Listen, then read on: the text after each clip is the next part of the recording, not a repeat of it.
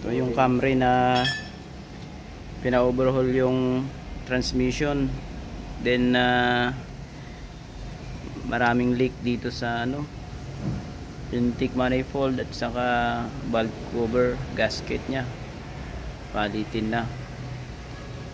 Ngayon buti nag-check tayo ng so yan lang naman sana ipapagawa. Nag-check tayo ng timing belt. Muntik tayong maabutan dito. Ayan saklap niyan, naikabit mo na lahat tapos may problema pala yung timing belt. Buti lang naman sumagi sa isip ko na i-check.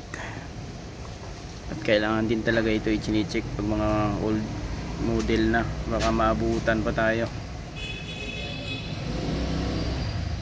Pag nangyari yun, siyempre ang sasabihin ng client, kahit wala sa usapan, bakit hindi natin chinek, or pinagawa lang namin yung ganito tapos hindi na mi-start yung sasakyan, o sabihin na nating nakalusot pa siya dito, nakalabas na, nagbayad na lahat tapos kinabukasan ni pumutok, ayan, parang lalabas back job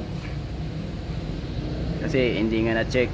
Pero wala naman sa i-check yan dun sa usapan, kasi ang pinakita lang, pinagawa lang yung leak lang.